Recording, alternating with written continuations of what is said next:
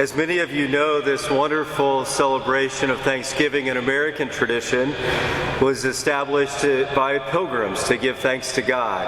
And sometimes we forget that probably even before the first recognized Thanksgiving, there was 50 years earlier a Thanksgiving Mass that was celebrated on the shores of Florida. It's at what we now know as St. Augustine or St. Augustine in Florida, where a Catholic priest offered the first Mass of Thanksgiving on this land for the many blessings that he and others who had come to the New World had received. I always want to be reminded of that on this day because the very Mass that we celebrate is an act of thanksgiving.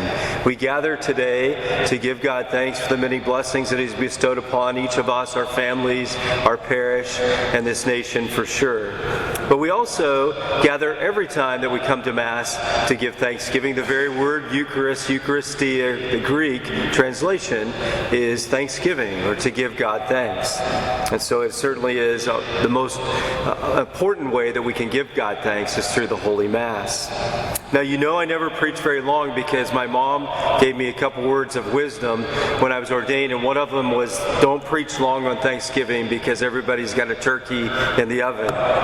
And so every year I honor my mother by not preaching long on this day, and it's a great reminder of what happens as we gather for the wonderful food that we receive as well, which is a sign of thanksgiving as we gather today with family or friends.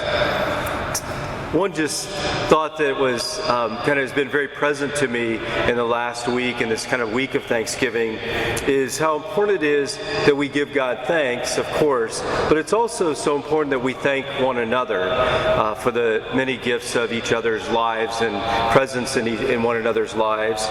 And so a couple things.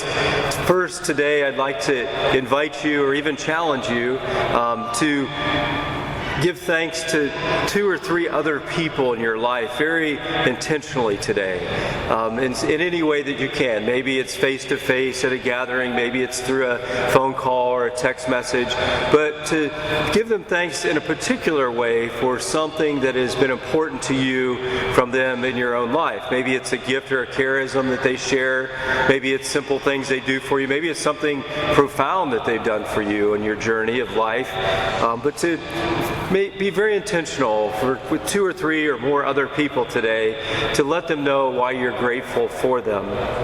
And the same way with God, all during Thanksgiving week, if you come to confession to me here, I give the same penance the whole week. And the penance is to pray a decade of the Rosary, and with each of the 10 Hail Marys, to give 10 different things to God or people to God that you're grateful for.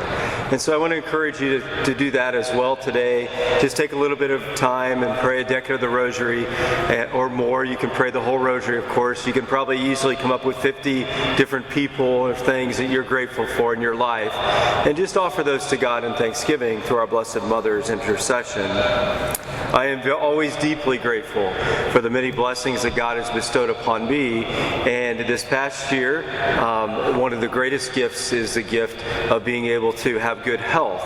As many of you know, I went through that devil of the COVID, and many others have also experienced that in their lives, and I'm grateful to be able to have come through that without too much of an aftermath. I'm also grateful that because God allowed me or gave me the gift to be with you yet today, after that I get to serve in this parish. This parish is such a wonderful gift to me and to this community. I know to all of you as well. This past week I was reminded of that again in a very profound way with the NCYC, the National Catholic Youth Conference that was here. And so many people would come in and are just in awe of the beauty and the sacredness of this place that we're blessed to be able to worship in day after day and week after week.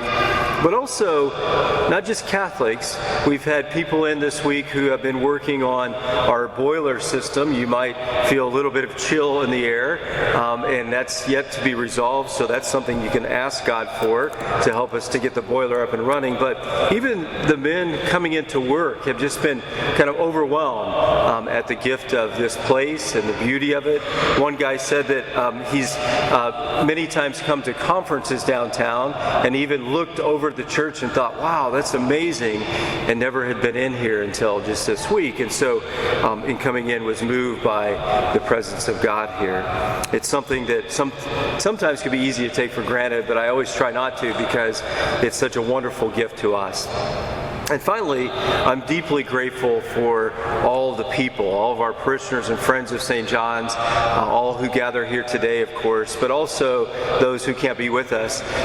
You're a beautiful reflection of Christ in our world, and our world needs more Jesus. We all know that. And so thank you for being a reflection of Christ in your daily lives in so many different ways, in workplaces and families and social settings, and certainly in this parish life, where it's a great gift for the world in which we live. I could go on and on and on, but again, my mom will haunt me, so thank you for all the gift of being present here. We'll give God thanks during the Mass for all the gifts He has given us.